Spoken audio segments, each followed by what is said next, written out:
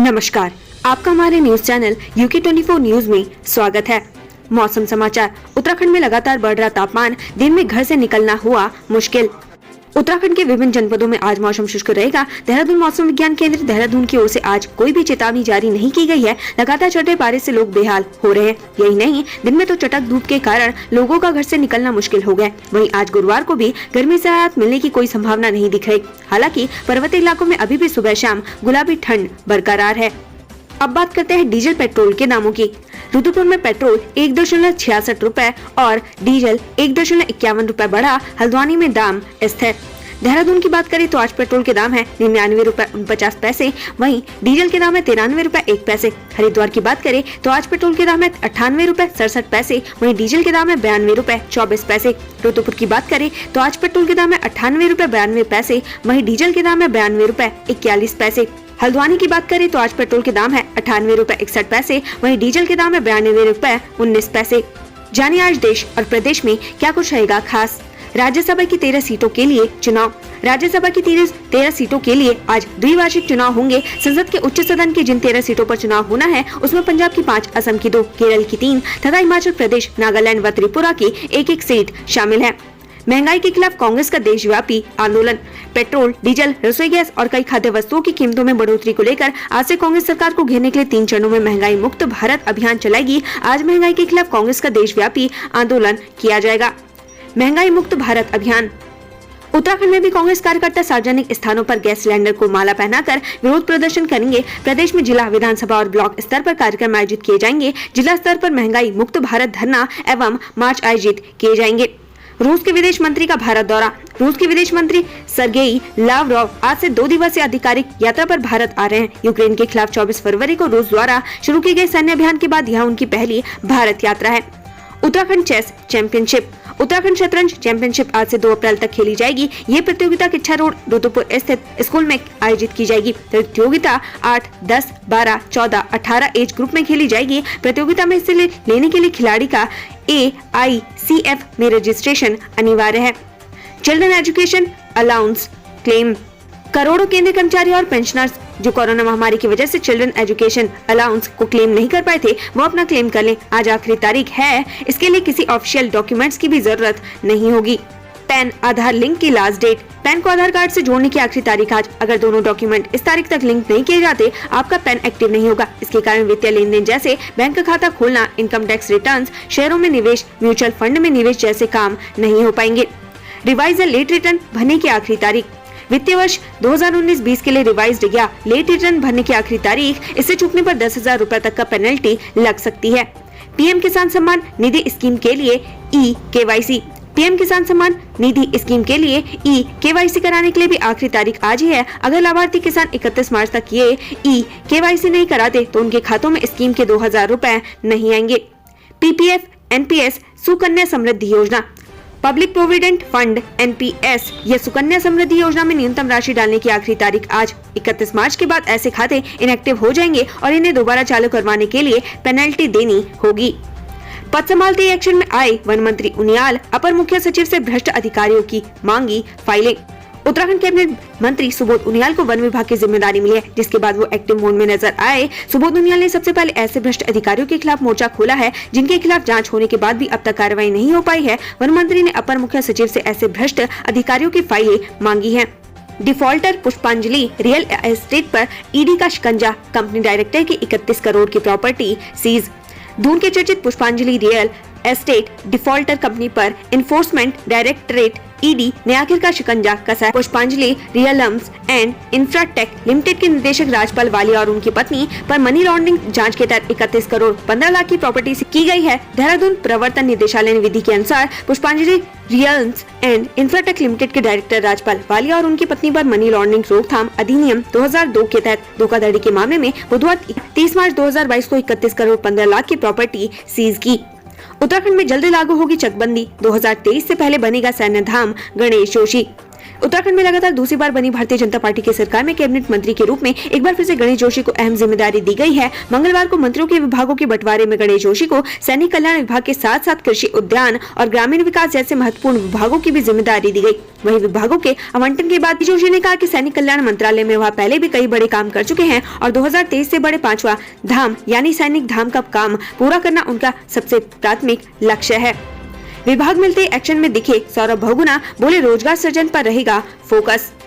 उत्तराखंड के युवा मंत्री सौरभ बहुगुणा विभाग मिलने के साथ ही एक्टिव मोड में नजर आ गए हैं। उन्होंने विभागीय अधिकारियों के साथ बैठक की। उन्होंने कहा कि उन्हें जिन विभागों की जिम्मेदारी मिली उसके जरिए वह उत्तराखंड के ग्रामीण क्षेत्रों से जुड़ेंगे और ग्रामीण क्षेत्रों में रोजगार के नए अवसर पैदा करेंगे।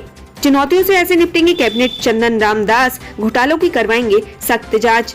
विभाग मिलने के बाद कैबिनेट मंत्री चंदन राम दास ने कहा भी घाटे में चल रहे विभागों को बांधने का प्रयास करेंगे। विभागों में घोटालों पर चंदन राम दास ने कहा कि अगर जरूरत पड़ी तो इन मामलों में सख्त जांच के आदेश देंगे।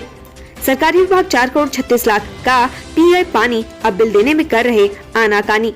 हल्द्वानी के सरकारी कार्यालयों पर जल संस्थान का करोड़ रुपए बकाया है। इन विभागों को 4 करोड़ 36 लाख रुपए का पेयजल बिल भुगतान करना है। सरकारी विभाग पानी तो पी गए, अब बिल देने में आनाकानी कर रहे हैं। ऐसे में जल संस्थान को बिल वसूलना टेढ़ी खीर साबित हो रहा है। विद्युत विभाग के अभिलेखों में रामनगर स्मॉल टाउन एनएसयूआई के निदेशक का फूका पुतला।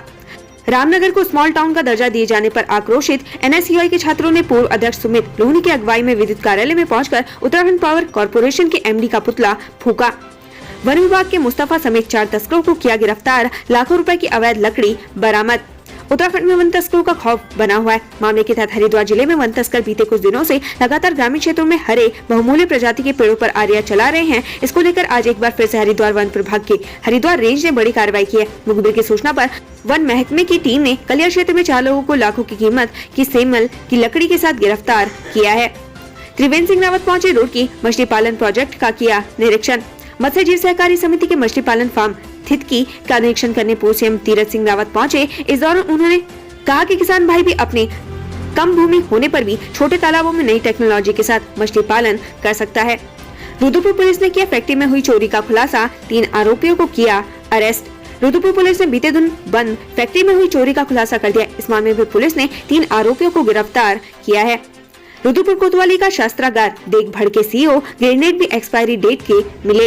उत्तराखंड की पुलिस के जवान किस तरह से अपराधियों का मुकाबला करेंगे, इसकी एक बानगी रुद्रपुर कोतवाली में सीओ के वार्षिक निरीक्षण के दौरान देखने को मिली। रुद्रपुर कोतवाली में ग्रेनेडो आंसू गैस की गोले की डेट भी एक्सपायर हो चुकी थी। वहीं दरोगा हथियार तक नहीं चला पाए। हाईकोर्ट ने खनन को लेकर राज्य सरकार को दिए आदेश। कहा mining enforcement and monitoring guideline सख्ती से करे लागू। कार्यवाहक मुख्य न्यायाधीश की खंडपीठ ने राज्य में हो रहे अवैध और असंतुलित खनन को लेकर दिनेश चंदोला की याचिका पर राज्य सरकार को यह आदेश दिए हैं। साथ ही कोर्ट ने रात में अवैध खनन के सघन निरीक्षण के आदेश देते हुए नाइट विजन ड्रोन कैमरे से निगरानी करने को भी कहा है।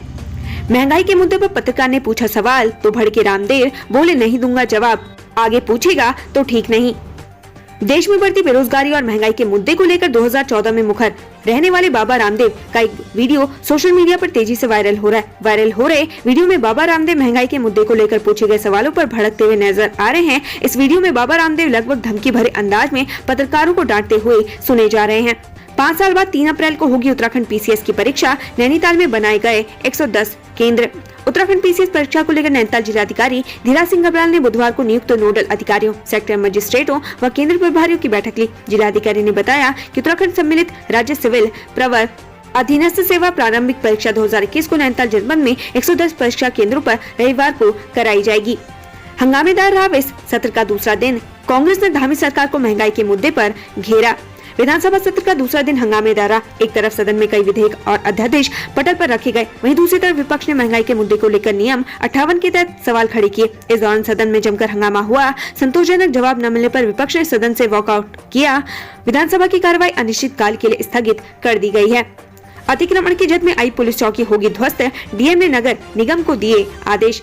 नैनीताल में अतिक्रमण अभियान के तहत शहर में कच्चे पक्के निर्माण को ध्वस्त किया गया। लिहाजा अब सरकारी विभागों द्वारा किए गए अतिक्रमण को हटाया जाएगा। इस अभियान का लोगों में अच्छा संदेश जाए, इसको देखते हुए नैनीताल बरेली रोड स्थित मंडी पुलिस चौकी हटाई जाएगी, जो अतिक्रमण की जद में आ रही है।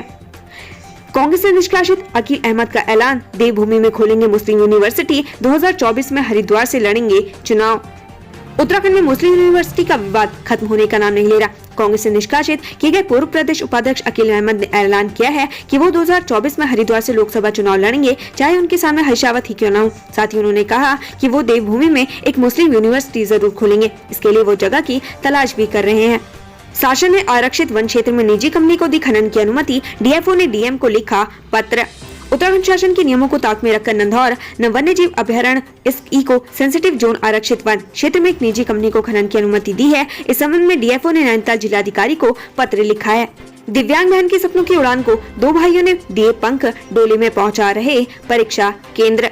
शैल कुमार इंटर कॉलेज में एक दिव्यांग लड़की को भाइयों द्वारा डोली में लादकर परीक्षा सेंटर ले जाने का वीडियो इन दिनों सोशल मीडिया में खूब वायरल हो रहा है। भाई बहन के हौसले की तारीफ करते हुए लोगों ने इस वीडियो को खूब शेयर कर रहे हैं। वीडियो वायरल होने के बाद अब जिला प्रशासन भी इस परिवार की मदद की बात कर रहा है। IAFS राजीव भरतरी ने वन मंत्री सुबोध उनियाल से की मुलाकात। वन विभाग में हेड ऑफ फॉरेस्ट के पद को लेकर हाईकोर्ट में दायर याचिका पर सुनवाई की जा रही है। ऐसे में वरिष्ठ IAFS अधिकारी राजीव भरतरी की तरफ से कोर्ट में अपना पक्ष रखा गया। ऐसे में हाईकोर्ट ने वन विभाग के मुखिया के नीतिगत फैसले पर फिलहाल रोक लगाई है। इतना ही नहीं, इस पद पर स्थायी नियुक्ति के लिए भी कोई निर्णय नहीं लेने पर भी कोर्ट की तरफ से आदेश हुए हैं। लिहाजा इस मामले को लेकर राजीव भरतरी ने वन मंत्री सुबोध उनियाल से मुलाकात की और उनके समक्ष अपनी बात रखी। उत्तराखंड से संबंधित ऐसी ही खबरें पाने के लिए हमारे चैनल को लाइक व सब्सक्राइब जरूर करें। धन्यवाद।